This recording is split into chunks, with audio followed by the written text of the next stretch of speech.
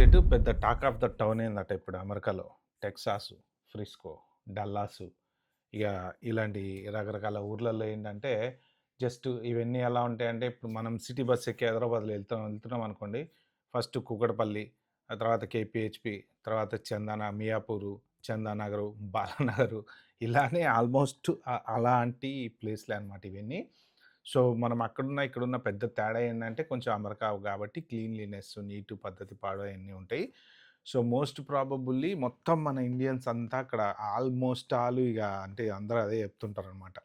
So, ఏంటంటే ఇప్పుడు ప్రస్తుతానికి బ్లూంబర్గ్‌లో ఒక ఆర్టికల్ వచ్చింది. ఆ ఆర్టికల్ నుంచి ఇగ విపరీతంగా సోషల్ మీడియాలో సర్క్యులేట్ అయితుంది. ఏంటంటే హెచ్-1బీ వీసా క్రాక్ డౌన్ వల్ల మొత్తం ఇళ్ళ రేట్లన్నీ పడిపోతున్నాయి. అందరూ చాలా తక్కువ రేట్‌కి అమ్ముకునే వాళ్ళు అసలు అమ్ముదాం అనుకుంటే కొనేవాడు లేకుండా పోతున్నాడు అని జెప్పేసి. సో, అది నిజమా? అసలు ఏం జరుగుతుంది? నేను గూడా ఇద్దరు, ముగ్గురు ఫ్రెండ్స్‌తో మాట్లాడా. అసలు ఏంటి అక్కడ సిట్యుయేషన్ ఏంటి? ఎలా ఉంది? అని జెప్పేసి. ఆ విషయాలన్నీ ఈ పర్టిక్యులర్ వీడియోలో షేర్ చేసుకుంటా. మీరైతే లాస్ట్ వరకు చూడండి. Very important video. సో, ఏంటంటే హెచ్-1బీ క్రాక్ డౌన్ వల్ల ఇళ్ళ రేట్లు తగ్గుతున్నాయి. అంటే ఫస్ట్ ఆఫ్ ఆల్ 100% కాదు. ఈ హెచ్-1బీ క్రాక్ డౌన్ వల్ల ఇళ్ళ రేట్లు తగ్గాల్సిన అవసరం లేదు. ఎందుకంటే హెచ్-1బీ అనేది ఇది ఒక ఎట్లా అంటే ఒకడికి జాబ్ వస్తది, ఒకడికి పోతది, ఒకడికి రాదు, ఇంకోడొస్తాడు, ఇంకోడు అప్లై చేసుకుంటాడు. ఎవ్రీ ఇయర్ ఎంతో కొంత 85,000 అప్లికేషన్‌లు అయితే వస్తున్నాయి గదా! 85,000 జాబ్‌లయితే వస్తున్నాయిగా. ఎటు బయటొచ్చిన 85,000 జాబ్‌లయితే వస్తున్నాయి గదా! సో, అందులో ఎంత లేదన్నా 40-50% ఈ డల్లాసు, ఫ్రిస్కో, టెక్సాస్ ఇగ మన ఇండియన్ ఏరియాలో ఉండేవాళ్ళు చాలామంది ఉంటారు. అయితే ఏమైందంటే, ఈ పర్టిక్యులర్ కోవిడ్ టైంలో రిమోట్ వర్కింగ్ అనేది వచ్చింది. వచ్చినప్పుడు ఏంటంటే, అందరూ ఎక్కడైతే తక్కువకి ఇల్లు కొనుక్కోగలమో, పెద్ద ఇల్లు తక్కువ రేట్‌కి కొనుక్కోగలమో, అలాగా అందరూ ఆ పర్టిక్యులర్ టెక్సాస్ ఏరియాకి బాగా షిఫ్ట్ అయ్యారు. అలాగా మన కమ్యూనిటీ మొత్తం విపరీతంగా అక్కడ బిల్డప్ అయిపోయింది. దాంతో పాటు ఏంటంటే కొత్త ప్రాజెక్ట్స్ వచ్చినాయి.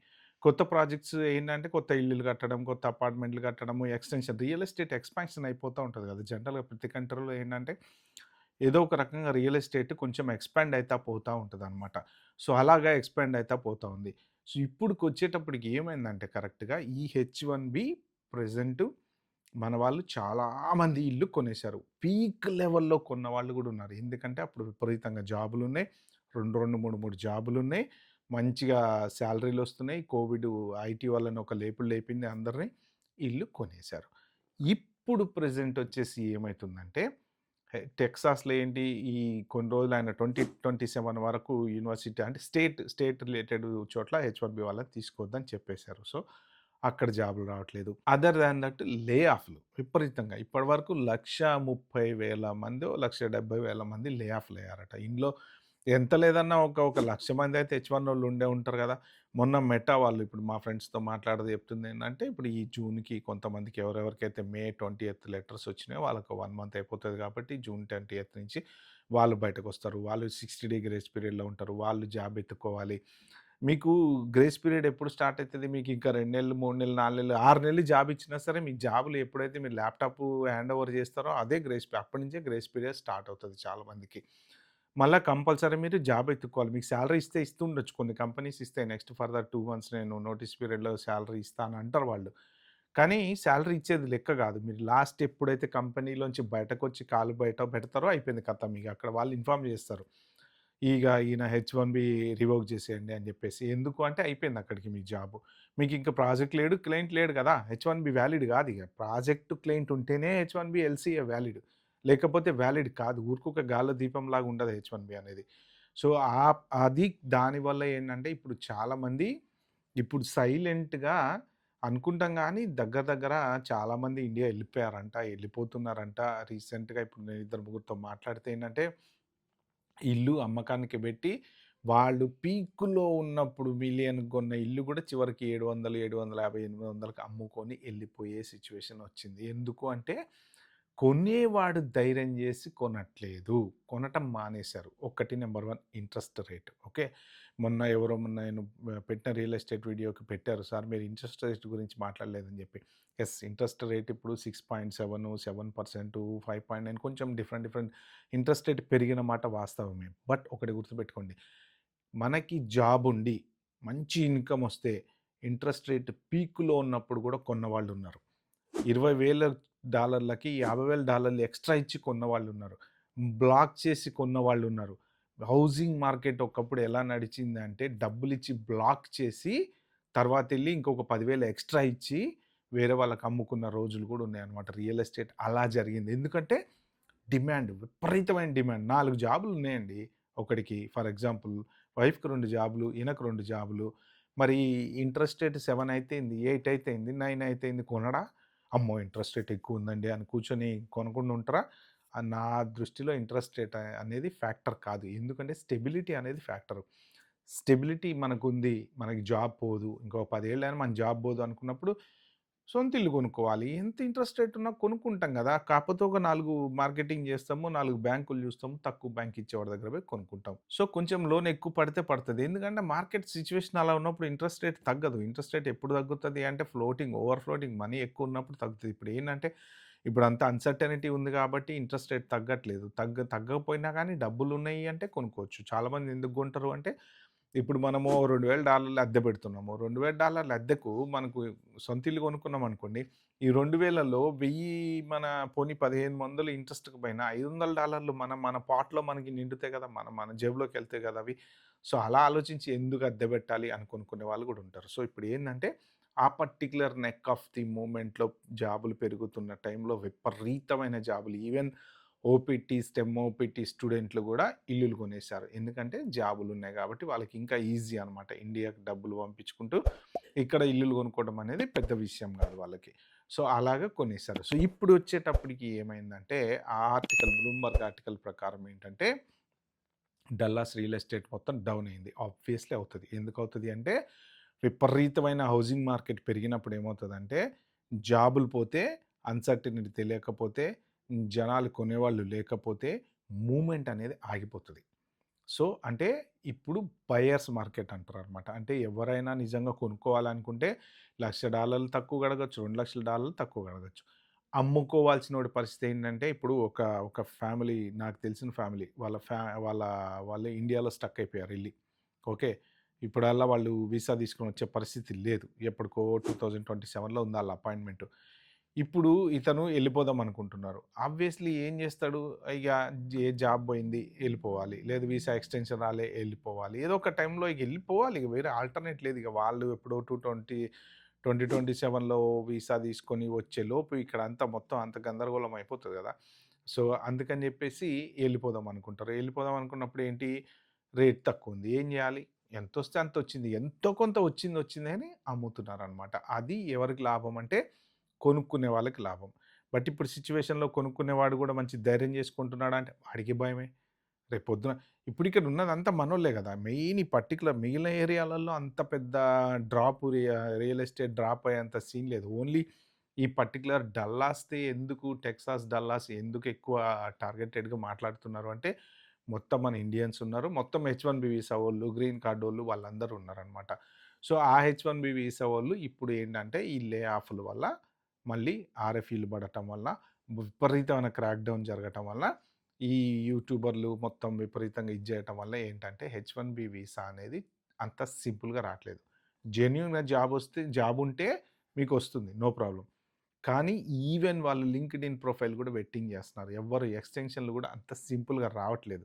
ఆర్ఎఫ్ఈలు పడుతున్నాయి. చాలా మందికి ఆర్ఎఫ్ఈలు పడుతున్నాయి. ఎందుకంటే మీ పాస్ట్ హిస్టరీలో గనక మీరు ఏదన్నా తప్పు బెట్టినా, దొంగ ఎక్స్‌పీరియన్స్ బెట్టినా, లేపోతే ఇంకోటి బెట్టినా, లేపోతే 60 డేస్ గ్రేస్ మెయింటైన్ జేయకపోయినా, డే 1 సీపీటీకెళ్ళి మళ్ళీ వచ్చినా, బీ1, బీ2 నుంచి వచ్చినా ప్రతిదీ కౌంటర్ జేస్తున్నారు వాళ్ళు. ఇప్పుడు ఇంకోటొచ్చింది గదా! ఇప్పుడు ఈ 100,000 కోర్ట్ ఆపేసింది గదా! దీనితోటి ఏమైతది ఇప్పుడు పుండు మీద కారం జల్లినట్టు వాళ్ళకి ఇంకొంచెం కోపం వస్తదనమాట. సో, ఇప్పుడు ఏం జేస్తారు ఇంకా డీప్ బెట్టింగ్ జేస్తారు. అంటే ఎవరైనా జెన్యూన్‌గా ఉన్న వాళ్ళని ఎవ్వరు ఏమి చేయలేరండి. మంచిగా ఎళ్లారు అమెరికా, మీకు మంచి జాబ్ ఉందంటే మీకు ఇబ్బందేమి లేదు. జెన్యూన్‌గా లేదు అన్నప్పుడు మాత్రం ఖచ్చితంగా వాళ్ళు తొక్కడానికి ట్రై జేస్తారు. ఎందుకంటే తప్పు మీ వైపు ఉండిపోయింది కాబట్టి ఆర్ఎఫ్ఈలకి రెస్పాన్స్ ఇచ్చి దాన్ని వాళ్ళు ఎలాగ డ్రాగ్ చేసుకుంటానే నడిపిస్తున్నారు ప్రస్తుతానికి. సో, ఇప్పుడు దీని వల్ల రియల్ ఎస్టేట్ డమాల్ అయిపోయిందనమాట. ఎందుకు డమాల్ అయిపోయింది? ఇగ ఇదే పరిస్థితి. కొనేవాడు లేడు. అమ్మేవాడు అమ్ముదాం అనుకుంటే ఇప్పుడు మనం ఎలా ఉంటది చూడండి. మనం కొందాం అనుకుంటేనేమో అరే! మస్తు రేట్ ఉంది ఇక్కడ 1,000,000 ఉందంటారు. అదే నేను అమ్ముతా అంటే, ఎక్కడుంది సార్ రేట్ లేదు లేదు. మీకు మాక్సిమం వస్తే 700, 800 వస్తాయేమో అని అంటారనమాట. సో, ఈ రియల్ ఎస్టేట్‌లో ఉన్నటువంటిది ఇప్పుడు హైదరాబాద్‌లో గూడా మొన్నటి దాకా ఒక 2 ఇయర్స్ బ్యాక్ వరకు అస్సలు ఎట్లా అంటే మీకు ఆ శంషాబాద్ రోడ్‌లో జూస్తే కార్లు. ఆ శనివారం, ఆదివారం వచ్చిందంటే మొత్తం టాక్సీ డ్రైవర్‌లయితే ఏమి బిజీ ఉంటారంటే ఏమి బిజీ ఉంటారు. మొత్తం ఫుల్ ట్రాఫిక్ జామ్. ఏందంటే మీకు ఇక్కడ ఓఆర్ఆర్ ఎక్కంగానే మొదలుబెడితే మొత్తం అక్కడ వెంచరు, ఇక్కడ వెంచరు, ఆ ఊర్లో వెంచరు, ఈ ఊర్లో వెంచరు. దగ్గర ఒక 40 కిలోమీటర్లు వెంచర్‌లే. ఎక్కడ చూసినా హెచ్ఎండిఏ వెంచర్‌లే. ఫుల్ బిజీ ఉంటారు వాళ్ళు. మామూలుగా కొనలే. అందరూ ఇష్టం వచ్చినట్టు కొనిపడేశారు. లోన్‌లిచ్చారు. లోన్‌లతో కొనిపడేశారు. ఇప్పుడేమైంది? చివరికి ఒక్క స్థలం అన్నా అమ్ముదామంటే కొనేవాడుంటే ఒట్టు. అప్పుడేంది అంటే విపరీతంగా ఎళ్ళిపోయింది. ఆ మార్కెట్ అలా అలా నడిచింది. ఇప్పుడేమైంది ఇండియాలో గూడా, మన హైదరాబాద్‌లో గూడా ఐటీ జాబులు లేవు. తగ్గిపోతున్నాయి. కొత్త జాబులు రావట్లేదు. ఏఐ జాబులు తినేస్తుంది. దాంతోటి ధైర్యం జేసి ఎంతకు పెంచారండి? ఒక 2 బెడ్‌రూమ్ ఫ్లాట్ కొనాలంటే దగ్గర 1,50,00,000 పెడితే గాని రాట్లేదు. ఆ రేటుకి తీసుకెళ్లారు. మరిప్పుడు వీడు ఏం ధైర్యం జేసి 1,50,00,000 పెట్టి ఇల్లు కొంటారు కొత్తగా జాబ్ ఎక్కినోళ్ళు? చాలా కష్టం గదా! పోనీ ఆల్రెడీ ఓ 10 ఏళ్ళు పని చేసినోడైనా కొంటాడా అంటే, అంత ధైర్యం ఎవరు జేయలేరు. రేపటి పరిస్థితి ఎలా ఉంటదో తెలియనప్పుడు ఎవ్వడు ధైర్యం జేయలేడు. అందుకని ఏమైందంటే రియల్ ఎస్టేట్ మార్కెట్ డమాలయిపోయింది. ఇప్పుడు ఆ 1,50,00,000 ఫ్లాట్ కనీసం ₹1,00,00,000 అమ్మినా కొనేవాడు లేడు. 80,000 ఫ్లాట్లు ఖాళీ ఉన్నాయట హైదరాబాద్ సిటీలో అమ్మకానికి. ఒకడేమో 1,20,000 ఫ్లాట్లు ఖాళీ అంటాడు. సో, మొత్తానికైతే ఖాళీ ఫ్లాట్‌లయితే చాలా ఉన్నాయి. సో, ఇది గూడా అంతే డల్లాస్ రియల్ ఎస్టేట్ కూడా. ఎందుకంటే ఇది మిక్స్‌డ్ కాదు. మిక్స్‌డ్ అంటే ఏంటంటే అమెరికన్సు, ఇండియన్సు, యూరోపియన్సు లేపోతే స్పానిష్ పీపుల్ ఇలా అందరూ ఉన్నారనుకోండి. ఒక 10 మంది ఇండియన్స్‌కి హెచ్-1బీ వీసా రాక ఎళ్ళిపోయినా నష్టం ఉండదు. వేరే వాళ్ళు కొనుక్కుంటారు. కానీ ఈ టెక్సాస్, ఫ్రిస్కో, ఈ డల్లాస్ ఇవన్నీ ఏంటంటే ఇగ చెప్పా గదా! మన చందానగర్, కూకట్పల్లి, బాలానగర్ లాగా మొత్తం మనోళ్ళయిపోయేటప్పటికి ఏమైందంటే మనోళ్ళు పోతే మనోళ్ళే కొనాలి. వేరే వాళ్ళు ఎవరొస్తారు? బయటోడొచ్చి ఒక తెల్లోడొచ్చి అలాంటి ఏరియాలో కొనాలంటే ఉండాలంటే ఉండలేరు. ఎందుకంటే వాళ్ళకి గూడా విసుగ్గానే ఉంటది. పొద్దున్న లేస్తే మొన్న జూసారు గదా! రీసెంట్‌గా పొద్దున్న లేస్తే ఆ పక్కింట్లో సౌండ్‌లు, ఆ ముగ్గులేయటాలు అంతా వాళ్ళ వాళ్ళ అరుపులు భరించలేక ఆయన సోషల్ మీడియాలో పోస్ట్ పెట్టాడనమాట. ఈళ్ళు మా ఇంటి పక్కన ఉండేవాళ్ళు ఇంత గోల చేస్తారు పొద్దున్నే అని జెప్పేసి. వాళ్ళకి ప్రశాంతంగా ఉండాలి గదా! అందుకనే కొంచెం ఊరికి దూరంగా పోయైనా ఉంటారు గానీ, ఇట్లాంటి చోట్ల వచ్చి మన మన వాళ్ళ మధ్యన వాళ్ళు ఉండరులేనమాట. మన కల్చరు, మన ట్రెడిషన్ అంతా డిఫరెంట్ మనకి. సో, ఎండాకాలం వచ్చిందంటే మనం రోడ్డు మీదే పాపడాలేస్తాం, చపాతీలు ఎండబెడతాం. మనం ఏదంటే అది జేస్తాం. ముగ్గులేస్తాం, గొబ్బెమ్మలు పెడతాం. మనదంతా డిఫరెంట్ కల్చరు. మన మధ్యలో వాళ్ళు ఉండలేరు. కాబట్టి ఏమైద్దంటే వాళ్ళు కొనరు. కొంటే ఎవరు కొనాలి? మన ఇండియన్సే కొనాలి. ఉన్నదంతా తెలుగోళ్ళే కాబట్టి మళ్ళీ మన తెలుగోళ్ళే కొనాలి.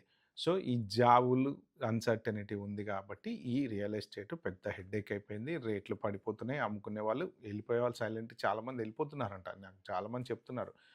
నాకు గూడా మెసేజ్‌లు పెడుతుంటారు. ఒక 2 మంత్స్‌లో మేము ఎళ్ళిపోతాం సార్ అని జెప్పేసి మెసేజ్ పెడుతున్నారు. ఇగ వాళ్ళేంటంటే ఇగ అమ్ముకోవాలి. కానీ తక్కువకి అమ్మలేరు. బట్ ఇగో ఎంతో కొంత వచ్చింది అని జెప్పేసి అని అమ్ముకొని ఎళ్ళిపోయే వాళ్ళు గూడా ఉన్నారట.